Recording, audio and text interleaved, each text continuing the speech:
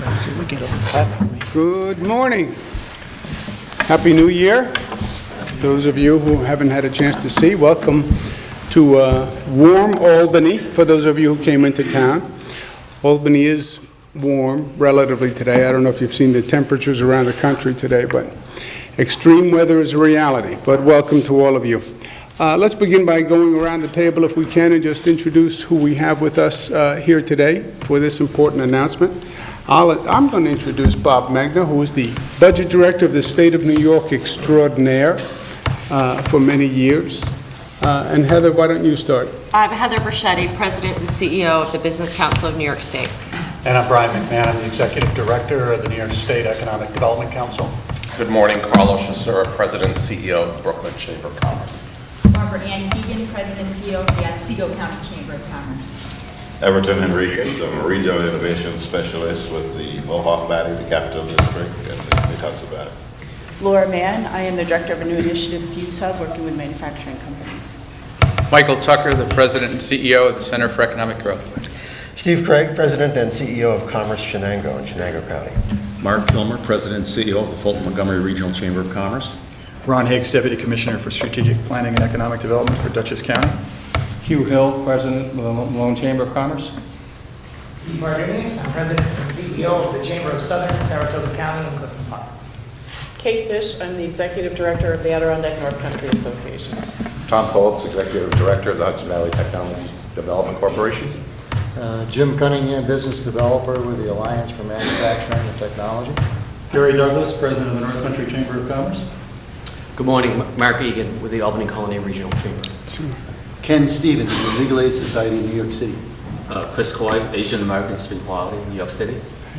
Ken Adams, I'm the President, CEO, and Commissioner of Empire State Development. Alfonso David, Deputy Secretary for Civil Rights for Governor Cuomo. And Larry Schwartz, Secretary to the Governor. Great. Thank you very much. And thank all of you very much for taking the time to be here today. This year we're doing something a little bit different. Traditionally, the governor gives what's called the State of the State address. The president gives the State of the Union address. The mayor will give the State of the City. The governor gives the State of the State address at the beginning of the year, which lays out the main points of the agenda for that year. It's technically an address to the legislature, where the governor is laying out his policy and program ideas. This year's State of the State has a large number of big policy and program initiatives. Each one complicated in and of itself, almost too much to put in one speech, one State of the State, and do the individual topics justice. I could do it, but it would be like a 3-hour speech, and while I know Larry would like to hear me go on for 3 hours, besides that, I think he's the only one. So what we're doing is we are communicating beforehand some of the bigger pieces. And what we want to do today is unveil our tax plan for the state, which is the essence of our economic package. And as the people around this table know, the business climate is exceedingly important in the state of New York. Business is the engine that pulls the train. It's all about jobs. Jobs provide opportunity for people. And jobs provide tax revenue for the state and for the local governments for us to do what we need to do from a public service point of view. So it's probably the single most important piece, and for this state, probably the piece that has been the most complicated and the most problematic over the years. We've made good progress in the past couple of years, but we want to now keep it going and build on it, and we believe this plan actually does that. So it's a new year in Albany, and it is a new economic reality in Albany. One of the state's long-term structural problems, if you ask yourself, well, how did New York get to this point? One of the main structural problems that went on for roughly 60 years is New York State spent too much money. It's that simple, and it's that damning at the same time. And we spent too much money for a long, long time. We actually spent more money than the people of the state earned. We literally were spending more money than we were making. And we did it over a very long period of time. You can actually go back to Governor Rockefeller and you start to see the spending increase. What we have done for the past 3 years is we have kept state spending to 2%, which is phenomenally low when you look at the state spending patterns over the years. And we've had the fiscal discipline to stay at 2%. Because we spent less, we could tax less, right? Because taxation is directly connected to spending. And when you reduce the spending, you have less need for taxation, and that's what we did when we had the fiscal discipline to be at 2%. So we actually cut taxes, and today, every New Yorker pays less taxes than they did 3 years ago. The middle class, up to $300,000, which is a broad definition of middle class. How $300,000 wound up middle class, I don't know, but up to $300,000, they pay the lowest tax rate in over 60 years. So the financial restructuring has paid off. And when you start to maintain that fiscal discipline, you see the benefits in a number of areas. And we are. We started 3 years ago, we had a $10 billion deficit, which was of historic consequence. We've gone from a $10 billion deficit literally to a $2 billion surplus in 3 years. We've gone from the red to the black, and it's been a phenomenal and dramatic fiscal turnaround. Within the 2% self-imposed spending cap, we can still spend more money, up to 2% for the overall budget.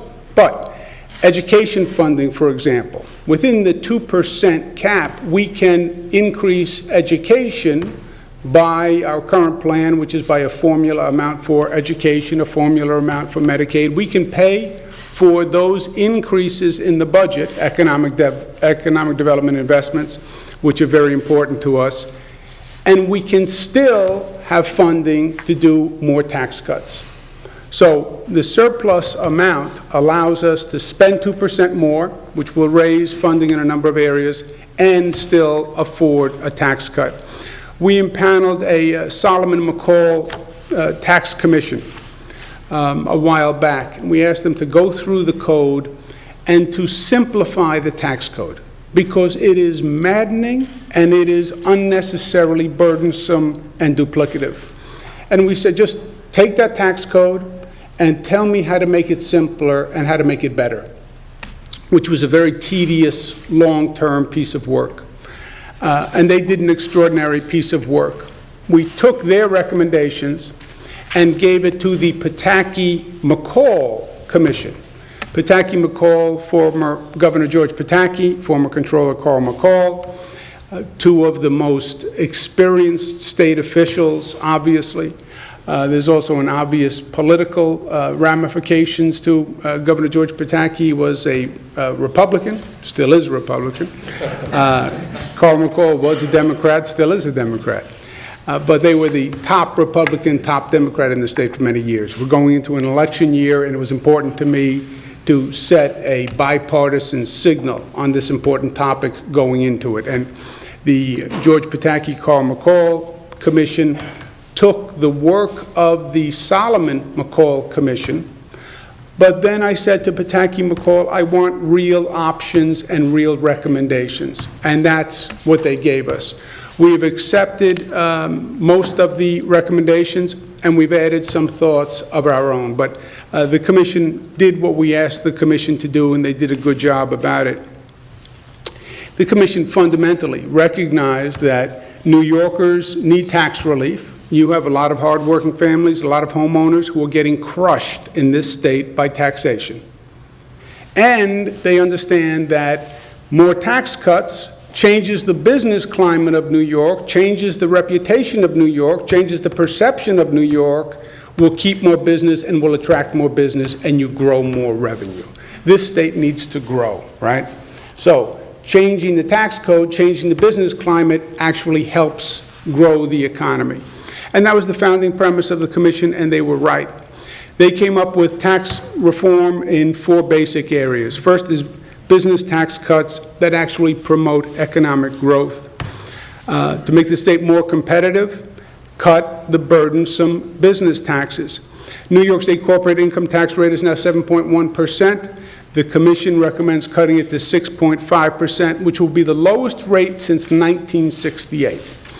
I think this is important. I think that businesses will get this at a time when everything is going up in life, right? Every cost is going up.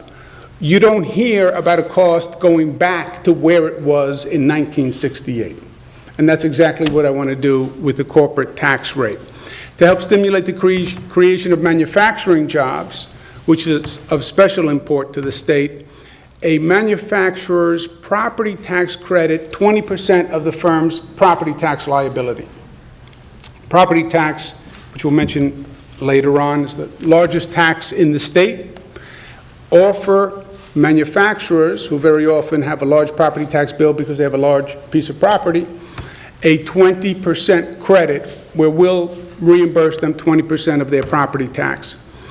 We have focused on upstate New York on top of the overall economic focus because the economic problems in upstate New York are worse than downstate New York, and the economic trajectory of upstate has been worse for a long time.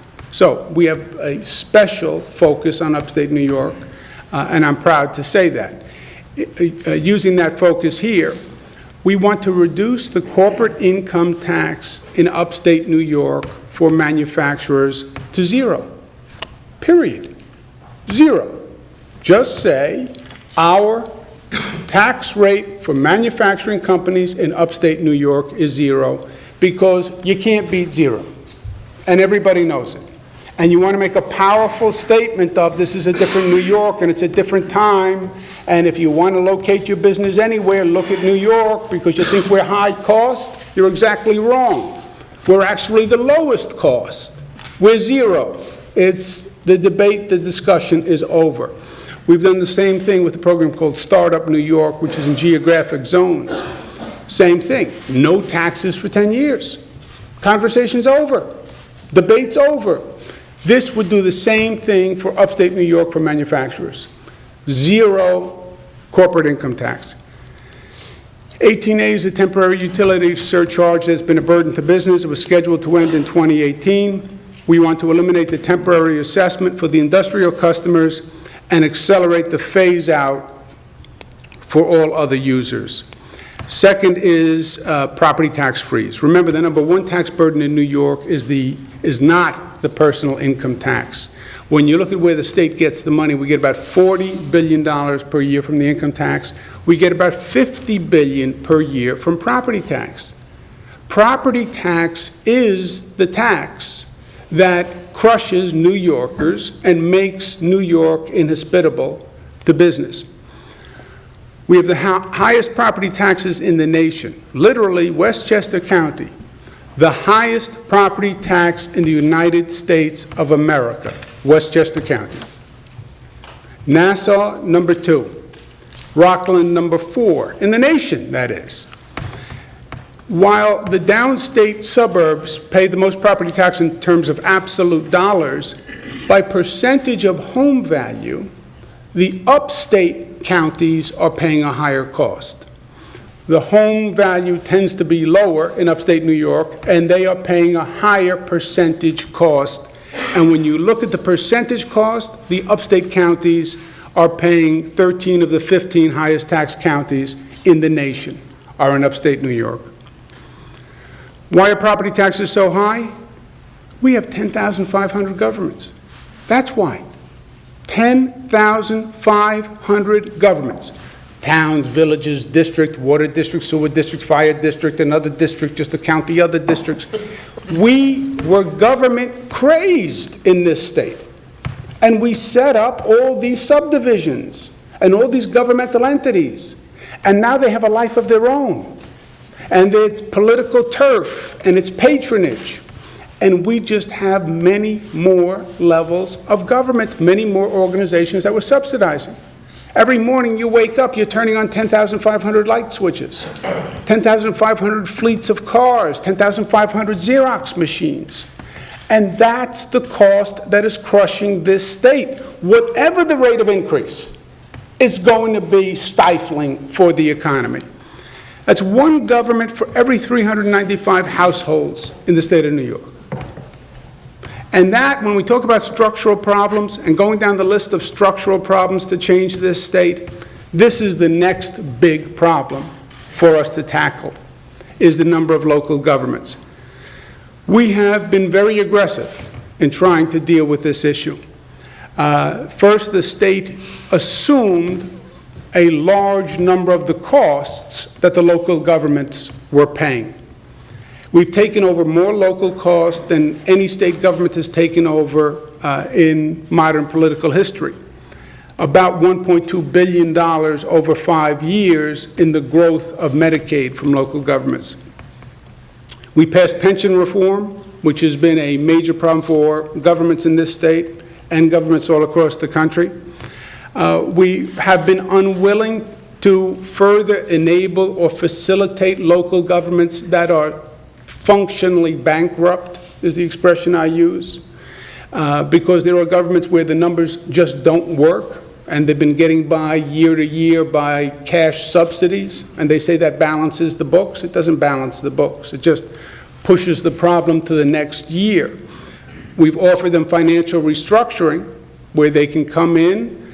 They'll meet with our financial restructuring board. We have an investment banker. We'll talk about financing options. We'll talk about consolidation options. 10,500 governments. Can you start to put them together? We propose a property tax credit, which will freeze the residential property taxes for 2 years. Okay? However, there are two important caveats in this promise. First, the locality must stay within the property tax cap. We passed a property tax cap of 2%. It's basically a voluntary cap. We want to encourage localities to stay within the cap. So we're saying if they stay within the cap, we will credit the residents of the locality for the 2% increase. Year 2 of the 2-year freeze, the locality must stay within that cap, and they must take concrete steps to reduce costs through shared services and/or consolidation. What are shared services or consolidation? You have 10,500 governments. You have surrounding governments. Get to a table, find out what costs you can share. Does everyone need to do fleet maintenance? Does everyone need to do payroll? Does everybody need to do insurance? Does everybody need to do legal affairs? Let's cooperate, let's collaborate, and find out where there are some efficiencies by not merging, not consolidating, just sharing back office functions. It requires them to get past their turf and get past their silo, but it's essential if we're going to make a difference. If the locality wants the credit from the state, then the locality must perform. We have seen that linking state funding to local performance works. We did something called teacher evaluations the past couple of years, where we wanted local school districts to perform teacher evaluations. Basically, the first year we asked them to do it. And they said, thank you very much for the suggestion, but we are not really interested. I said, thank you. I said, year 2, I'm going to make the same suggestion, but we're offering a 4% increase in funding this year. If you do the evaluations, you'll get the 4% increase. If you don't do the evaluations, you won't get the 4% increase. Surprise, surprise, almost every district did the teacher evaluation because they wanted the 4%. What we're saying now is, we've been talking about consolidation for years. I started talking about consolidation, I was the Attorney General. Went all across the state. Everybody agrees in concept, and then they do nothing. So we've been talking, we've been asking, we've been beseeching. Now, if you want funding from the state, more importantly, If you want the people in your district to get a tax credit from the state, you're going to have to take concrete steps vis-a-vis shared services or consolidation. If you don't want to, don't do it. But then the people in your district don't get the tax credit, and you'll have to explain to them why they didn't.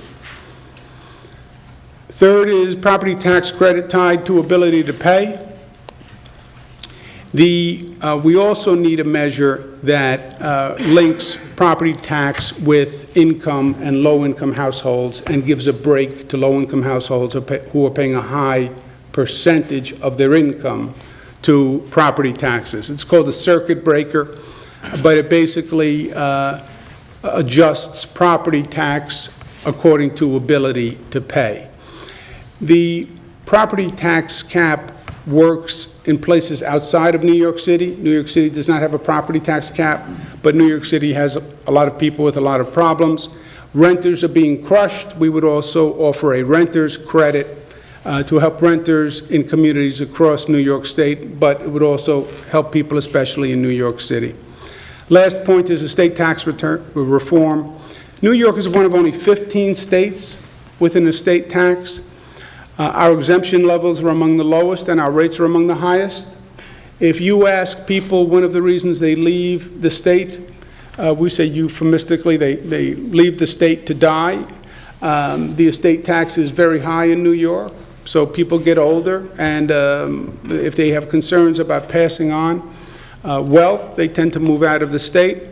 We want to change that, eliminate the move to die tax for 90% of filers by raising New York's estate tax threshold and lowering the rate to make it in line with the federal standard. We believe this next phase of tax cuts will provide more relief to New York's hardworking families. We've already referred to the income tax. This will now speak to the property tax. Beyond the cap, this will actually add a credit that will bring it to zero, but the property tax, I believe, is the most crushing tax. It will continue to make progress with the business community and the business climate. It will be the 4th year where we've said to business, this is a different state, and we mean it, and don't just listen to the words, look at the actions. And 4 years of getting the state's fiscal house in order, controlling our spending, controlling taxation, changing our attitude to business, understanding that we want business coming here, reaching out, facilitating, rather than frustrating. When we said this 3 years ago, I think they looked at us a little askance because it was the exact opposite of what they expected from New York. We had a reputation of being the exact opposite. We took business for granted. We said it was a new day. I think this is another installment in proof that it is a new day. And that if you're thinking of business, New York is the place to be. Once we get the negatives out of the way, the high taxes out of the way, then the assets of New York can shine. Nobody has what we have here in New York. Nobody has the education system, nobody has the diversity, nobody has the workforce. The problem was our taxes were outweighing our benefits. And with the changes we've made in taxes, I believe we've actually turned it around.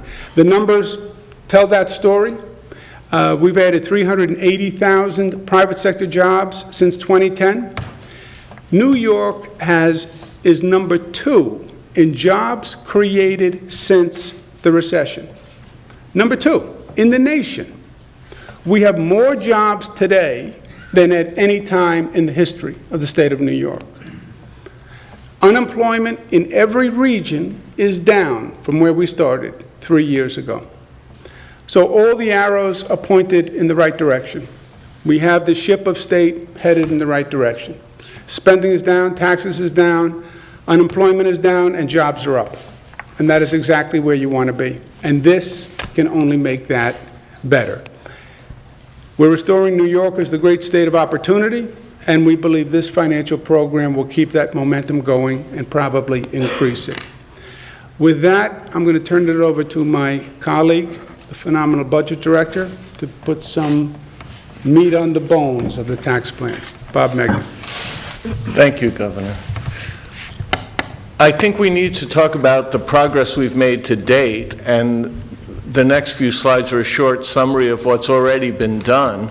Tax cuts for individuals and families. We already talked about the lowest middle-class tax rates in 60 years. Middle-class tax cuts have saved 4.4 million New Yorkers over $690 million. Additionally, last year, we put in a middle-class family tax credit, which will provide an additional $350 a year and total over $1.2 billion for 3 years. For businesses, the tax reductions have been even more dramatic. Over the past 3 years, $1.7 billion in business tax relief has been incorporated. A big chunk of that has been the MTA payroll tax relief of over $600 million, where we have eliminated the tax for over 75% of the people who paid the tax. Also, significant small business tax reduction, a significant reduction for manufacturers, and a significant benefit for businesses who hired youth in underperforming economic areas. In addition to tax relief, I think sometimes people forget that significant benefits to business have been provided for both workers' comp and UI in terms of reforms that have been passed in the past 3 years. Those reforms have generated over $1.2 billion in relief accruing to businesses. And now we get to the 2014-15 package, which the governor was just reviewing. It is a package which will generate over $2 billion in tax relief by 16-17.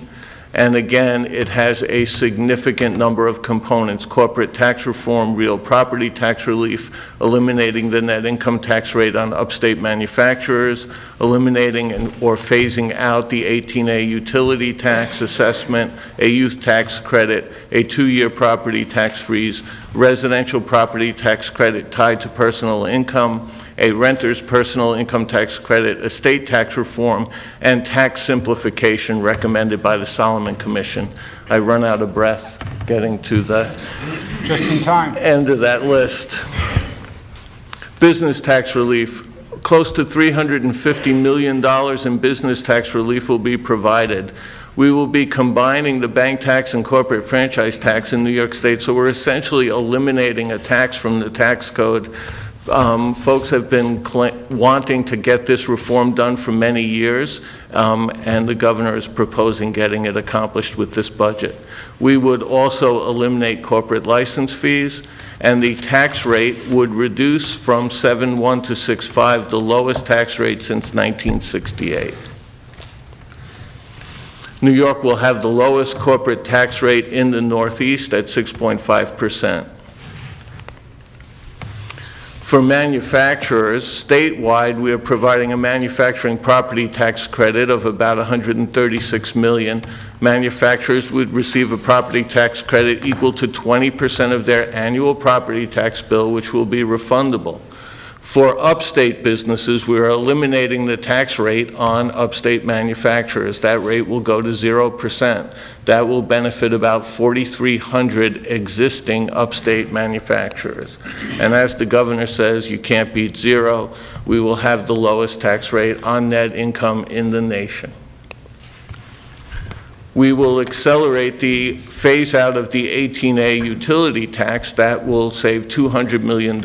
We will eliminate that assessment for industrial customers right away, and we will phase out the assessment for all other customers at a quicker pace. So 6.9 million residential customers will benefit.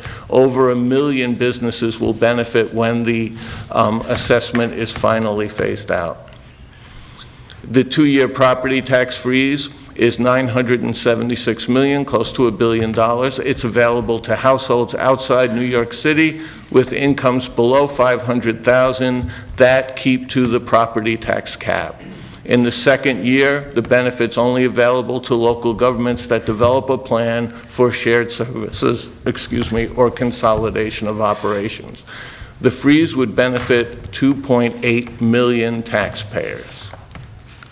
The residential property tax credit, or the circuit breaker, will save $1 billion. The circuit breaker phases in as the property tax freeze phases out. So that's how you get that it's not $1 billion plus $1 billion, it's $1 billion phasing out to the circuit breaker as the circuit breaker phases in. The circuit breaker will apply to households with less than $200,000 in income, and when their property tax burden exceeds between 3 and 5% of their income. The credit is capped at $1,000. The credit is available statewide, but homeowners outside New York City will have to adhere to the property tax cap. The credit will benefit almost 2 million homeowners statewide. The renter's credit will save renters $400 million. It is a refundable credit. It will apply to home renters with incomes less than $100,000. And the credit is supplemented if they have additional children or exemptions in the family of folks that they're taking care of. The credit would benefit over 2.6 million renters statewide. Estate tax relief will save New Yorkers $500 million. We will increase the estate tax exclusion from $1 million to $5.25 million over 4 years. That will coincide with the federal exemption, and that will bring us in line with where the feds are right now, and will take us ahead of many of the other states who have an estate tax. We'd reduce our top rate from 16 to 10%. And the exclusion would be equal to the federal exemption beginning in January of 2019. We believe we will eliminate 90% of the potential filers under the existing estate tax, and that would affect about 3,900 people. Very nicely done. That's our presentation. The last point, we would appreciate it if you could help communicate this message to businesses. I think one of the barriers we had was the built-up skepticism about New York. Businesses had been so frustrated for so long, and they believed that New York was so set in its ways that it was never going to change. And as I mentioned earlier, when we said we were going to take a very different path, I think they were skeptical about it. But it was 1 year, it's 2 years, it's now 3 years. We're serious about it. It's working.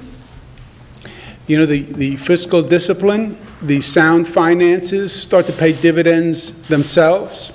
If you had told me 3 years ago we were going to go from a $10 billion deficit to a $2 billion surplus in 3 years, I would have been highly skeptical about what you said. If you had told me that we could maintain the fiscal discipline, I would have been skeptical. But it's about making the business community understand this is really a different day. Startup New York, no taxes. No taxes for 10 years. Forget everything you knew, everything you thought, all the stereotypes, no taxes. Upstate manufacturers, no corporate income tax, 0 tax rate, period. Those dramatic statements are important for us to say to business, it's a different day, give us a second look. Give us a second look. I know your opinion, I know what you believe New York was about, give us a second look, and do it on the facts and the numbers. Thank you for taking the time to come. We'll open up the floor. I know that Heather Bruschetti and Brian wanted to make a comment, and then the floor is open. But let me turn to Heather Bruschetti. Thank you, Governor. 2014 is the 100th anniversary of Associated Industries, which is the statewide manufacturers association, which is now part of the Business Council. So on behalf of Associated Industries, the Business Council says thank you.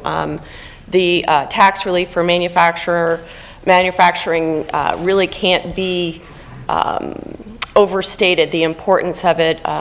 Manufacturing jobs and the loss of manufacturing jobs in part are a large part of why the upstate economy has struggled. And I really think that if we could just pass this today and get it signed into law, that would be terrific. I think that's a good idea.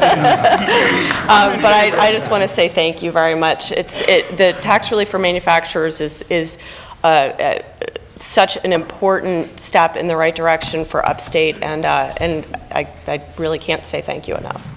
Thank you, Ed. Brian? Good, thank you, Governor. Our members talk to businesses every day about investing in their communities. And too often, our high taxes are a door closer. We don't get a chance to make a value proposition to companies and talk about all the wonderful assets that we have for doing business in New York. So we're incredibly encouraged by these tax reduction proposals, especially those that focus on manufacturing, the sector which drives much of the upstate economies. And we think that combined with the Startup New York program, these tax reductions will signal the global business community that taxes won't be an obstacle to doing business in New York. So thank you very much for your leadership. We look forward to supporting these proposals over the next 3 months. Thank you. Thank you very much, Brian. Floor is open. Gary? I want to thank you for doing something remarkable, which is continuing to press forward on reform and change. I've said in the past that the tradition in New York is that a new governor comes in their first year, they attack some things, they do some grand reforms, and in the second year, everything goes back to business as usual, and by a few years later, you've lost all the benefits of those reforms because you've given up on them.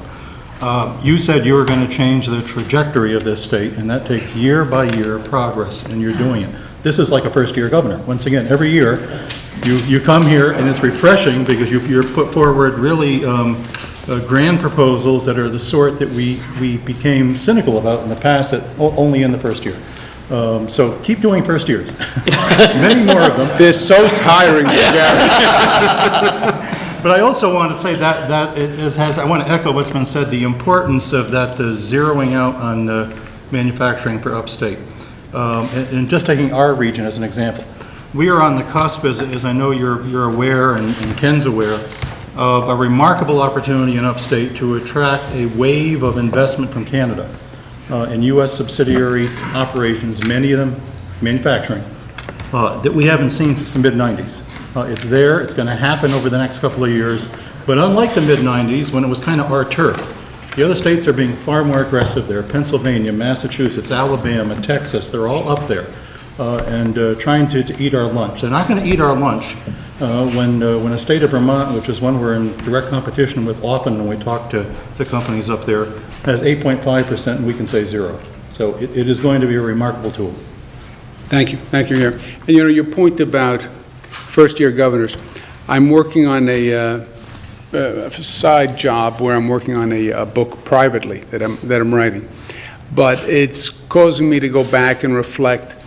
The change is phenomenally hard in any system. Look, change is hard personally, right? We all do a New Year's resolution. I'm going to do this, and it lasts about a week if you're me, right? Change is hard. Change is hard in any organization. Change is incredibly hard. To change a state government, a state government that has so many vested interests in keeping the status quo just the way it is. And at the same time, you have New York State that has 30, 40, 50 years of built-up structural problems that all have to be changed if you're going to make a significant difference. So it is every year you have to attack it with the same energy of the first year.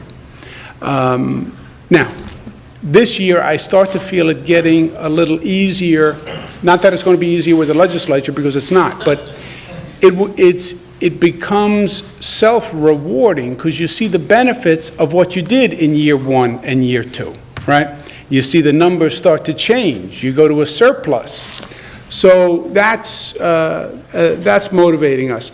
And also, when you think of how many years the state had to compete when we were at such a competitive disadvantage. You're trying to attract businesses that come to the North Country. Every state around you has a better tax rate. Every state around you has a reputation for being easier to do business, and you're trying to get them to come here. At least now we're on the other side, right? We're in there pitching. I believe our argument is at least as good as theirs. And startup, the reason I'm excited about startup is you win the day with startup. No one can say, there's no state that can argue they are a less expensive location for business than a startup zone. Startup has no taxes. Even if it's a state with no income tax, they have some other tax in the state. No state is surviving with no revenue. So they'll have a valuated tax or a property tax, et cetera. Our startup zones, zero tax.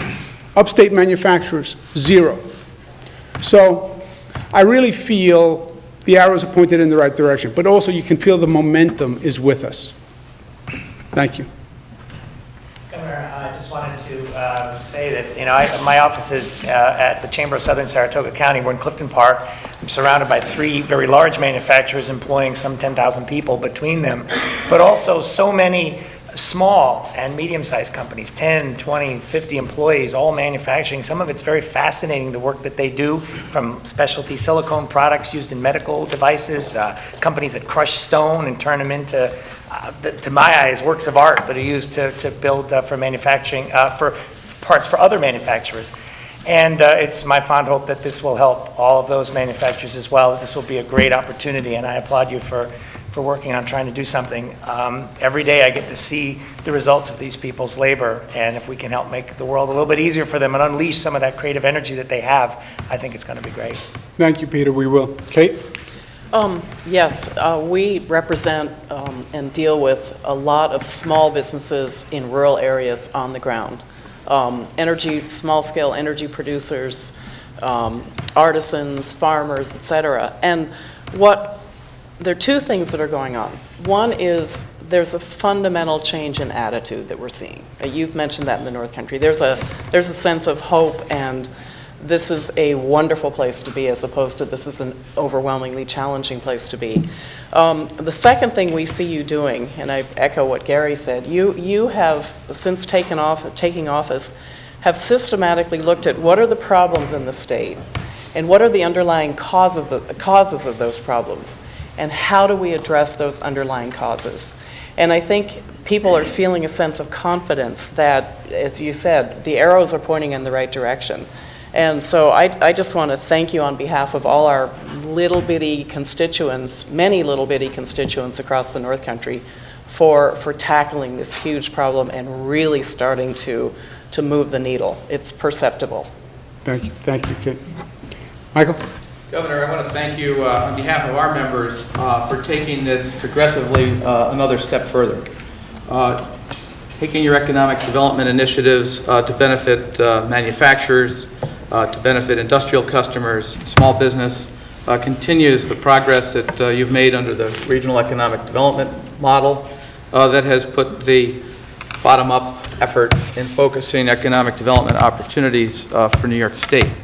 But more importantly, to focus local governments with an opportunity to be more responsible, to look at their own costs and the initiatives that they can take, so that not only as businesses grow and create jobs, but the people who work in those jobs, the people across the state who are working, have the opportunity to also see some of that benefit through the reduction of the property tax, through the tax credits, where they can put the pressure on their local governments to meet the opportunities to consolidate and to work together in shared services.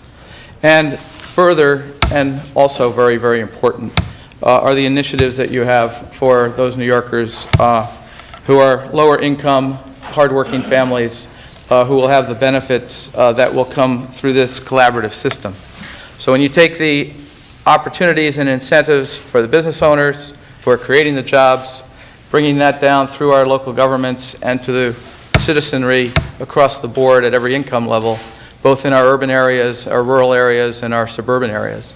It really is, as Gary pointed out, a progressive process that you should be very proud of, and we look forward to continuing to work with the administration, both in our Center for Economic Growth members, our Chief Executive Network for Manufacturers, but also the Capital Region Local Government Council. We look to be a model and a pilot program for you on these initiatives. Thank you. Thank you very much, Michael.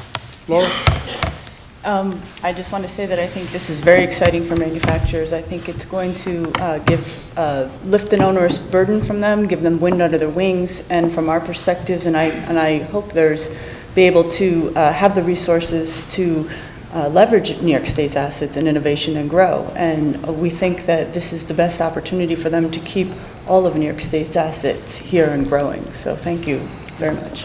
Thank you. Thank you for what you do.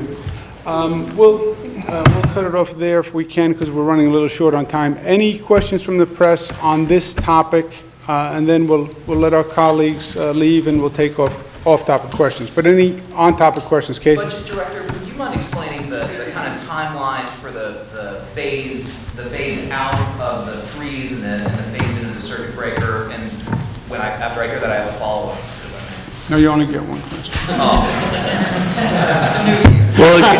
Okay, you get two.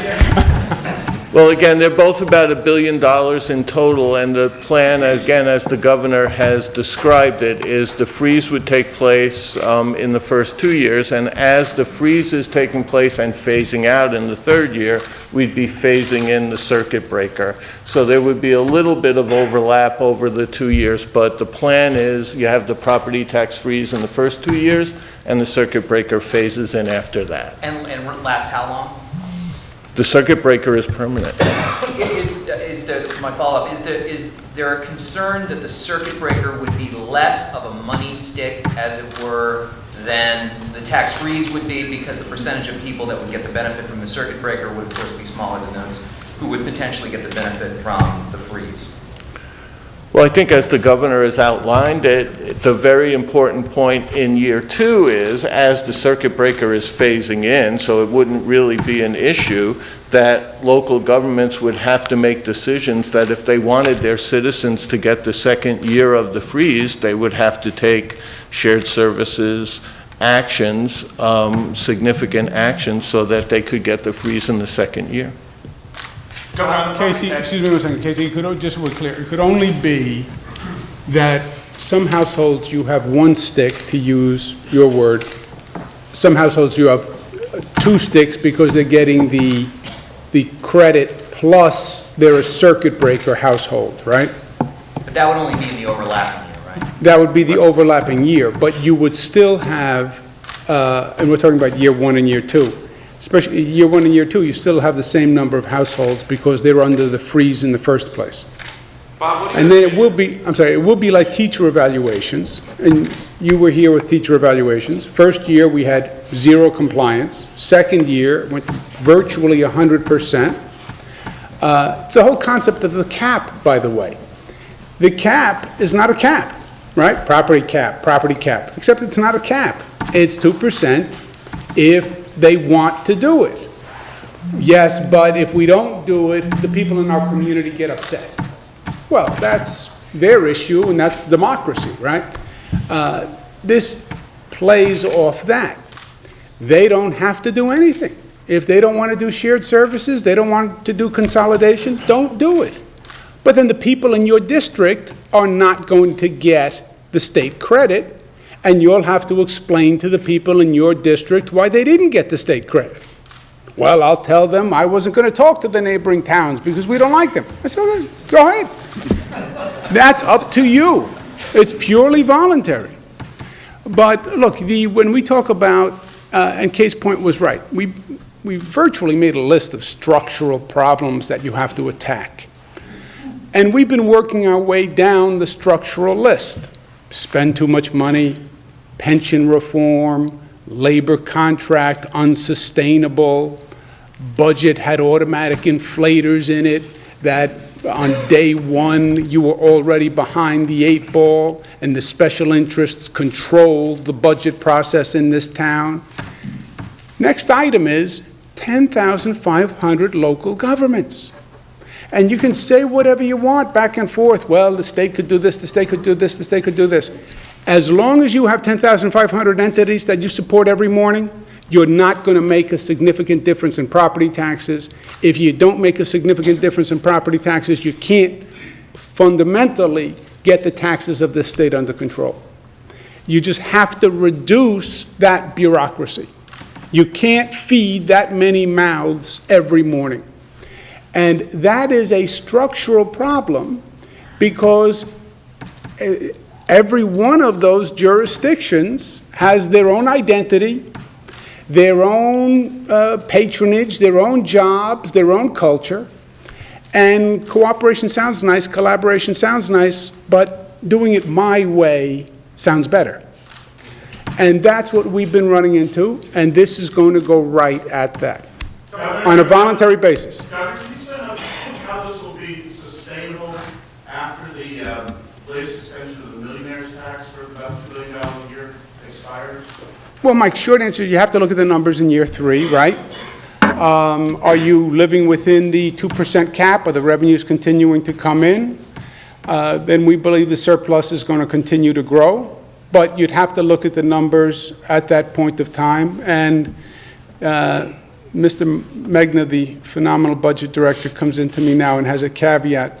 I know I've told you this before, but I think the economy is going to do this over the next few months. You know, we've gone through so many ups and downs that I am not going to venture a guess at where the economy is going to be in year 3. But I can tell you this, if we keep doing what we're supposed to be doing, we keep that spending cap, we're turning around the attitude of this state, businesses are getting it, I think we're going to be in a strong financial position. So you don't plan on extending that millionaire's tax? Well, that's a year 3 issue. Look, we have to get it passed this year, right? It's not a reality yet. I'm not focused so much on what we do in 3 years. I'm more focused on, do we get it done this year?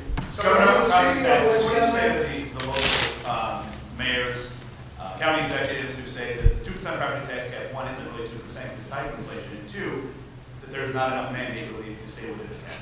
Yeah, I know. That's been the discussion we've had for years, right? Mandate relief is the state should assume our costs and obligations. We have assumed more costs and obligations than the state government has ever assumed before. We have done that. We've picked up the Medicaid cost, which is the largest single cost. We pick up the growth. We did Tier 6, which was pension reform, which was one of the structural problems. Well, we want you to pick up more. We can't pick up more. And every entity has to live within their own means. And Pat, we're not asking a local government to do anything that we haven't done ourselves. Well, if you had these labor laws, if you had this. Within the same labor laws, we negotiated 3 zeros with our labor contracts. Have they done that? Within the same laws, we negotiated pension reform. Have they done that? Within the same laws, we cut our budget to 2%. Well, it's very hard. I know how hard it is. That's why Megna has so many gray hairs. So it's not that we're asking them to do anything that we haven't done ourselves. Plus, we picked up Medicaid, and we do $700 million in local aid. We made these changes on the state side, Pat. Federal government didn't come in here and pick up any of my costs. So, I understand it's easy to make excuses. I also understand there is no answer, in my opinion, to how 10,500 local governments existed and 10,500 local governments still exist. We've been talking about consolidation for how many years? You can count on one hand the number of local governments that have actually consolidated. And it can't be that there are not economies of scale, because they're all basically doing the same thing. They're doing highway, they're doing police, they're doing fire, they're doing payroll, they're doing back office, they're doing Xerox. You're telling me that there were no economies of scale that we could have found? There were no shared services, there were no mergers? It can't be. Governor, how reliant are you on, for the surplus to come to fruition, how reliant is it on the federal government giving the state that Medicaid waiver? Not at all. Not at all. But good question. And also, are you concerned at all about the reservations that have been expressed about tax cuts by a number of legislative Democrats, particularly in the Black and Hispanic Latino caucus? No, because what they have said is, wouldn't support tax cuts if we have to cut things like education. That's not what we're proposing. We're increasing education at the amount of money that we said we would increase education. And we can provide tax relief to people in their district. You know, we've been talking about business, business, business. I'll tell you where you hear the screams about property tax is from homeowners. Because this, you take a person on fixed income or lower income, the property taxes in this state are, they're just intolerable. I can't tell you how many people have come up to me and said, I'm a prisoner in my own home. I can't afford to pay the property taxes, but I can't afford to sell it because the values have dropped and they can't pay off the mortgage. So this is not the choice. It's not a choice, Ken, of tax cuts but fewer services. When you see the budget, we'll have more services like education and a tax cut for people in their districts. Governor, how will you define manufacturing under this, particularly as it relates to the 0% rate upstate and also the rebate? I don't know if there's a firm definition of that can be found. Yeah, I don't know. Do you know, Mr. McNair? Upstate will be defined as people outside the MTA region, which is a standard definition of upstate that's used in a lot of different statutes. And manufacturing will follow the same manufacturing rules we follow under the investment tax credit, which I think most of the folks around this table are pretty familiar with. Governor, on the consolidation piece of local governments, have you figured out yet what that's going to require of local governments? Are they just going to have to do some kind of study, or will they have to get some kind of target number that they'll have to consolidate? Joe, it's consolidation and/or shared services. Consolidation is difficult. I get it. Consolidation is organically one of the two entities goes away. So Town A merges with Town B, and one of their identities goes away. By the way, I support consolidation. I think if you said to the taxpayers of most districts in this state, I know you like to have your name and your identity.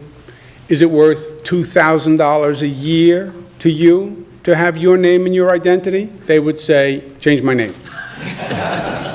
But I understand the difficulties on consolidation. Shared services is just cooperation, collaboration, Joe. Just you have counties, a county executive puts all the towns, villages in the room and says, how do we make this work? You know, how do we forge savings amongst us by coming up with services, start with back office services that we can consolidate and save money? You know, this is what normally happens in corporate America naturally because they're watching the bottom line. There's no bottom line pressure in government, so you don't have to make these kinds of tough decisions. What we're going to want to see is real progress and numbers. We understand the difficulties. I'm not saying it has to happen overnight, but it has to start to happen, Joe. I mean, we've had the same conversation. I've had this conversation for 6 years.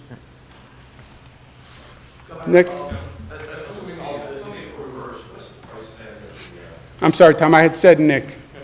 And then we'll go right to Tom afterwards. Assuming all of this is approved this year, when's the earliest that a homeowner, a business owner, would see it reflected in their tax bill? Do they get it this year or next year? 2014. 2014. For school district payers, 2014, end of 2014, beginning of 2015. Did that answer your question? Tom? The total price tag for the tax cut package beginning April 1 is first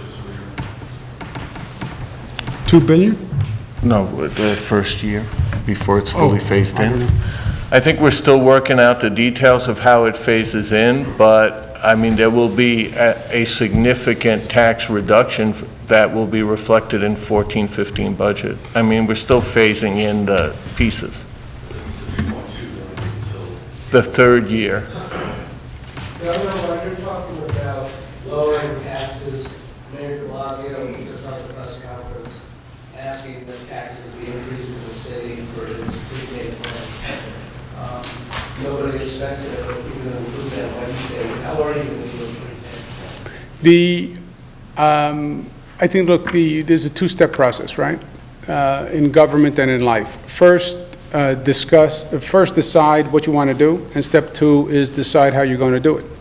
I think we're on step one, which is I am in agreement with the mayor that pre-K is the direction this state has to head. I said that in the State of the State last year. I said it in my first year. New York State Assembly, by the way, in truth, has led the way on this. They said it back in the 90s. The Assembly was pushing for universal pre-K under Governor George Pataki. So there's no doubt that pre-K is the way to go and that it should be accelerated. And I think we're going to have unanimity on that. I am not sure, but I think we will have unanimity on that goal. We need the legislature to be back, and we need to have the conversation. But I believe we'll get there on the goal. Once we get there on the goal, the question becomes how do we pay for it? And that's going to be a broader conversation with the legislature when everything else is on the table. They're going to be, because it's how do you pay for it? You don't pay for any one thing. You have to pay for a number of things. The city has to pay for a number of things. So you have to have the conversation to have it intelligently. All the pieces have to be on the table at the same time. Are you going to address this in your speech on Wednesday? No. At all? Am I going to address what? I'm sorry. The funding of universal. No. Governor, going back to shared services and local governments. Excuse me, because it's a broader conversation with the legislature. Once we all identify the full agenda for the year, the full sources for the year, where are they on this tax cut proposal? So it's a bigger conversation. What is New York City going to wind up getting? What are other cities going to get? Governor, are you open to Mayor Blasio's proposal that there would be a 2% surcharge on local? I'm on step one, Glenn, which is I want to get first agreement from all our partners that it's the right way to go. But Governor, you have said, and you're actually, your education commission in the past has proposed universal pre-K as one of the most clear ways to help kids achieve long-term education, right?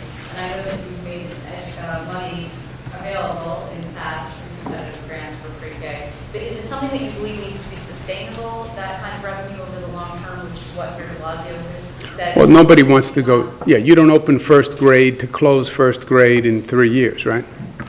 Let me excuse our colleagues, and then we'll take questions that are off topic. Thank you very much.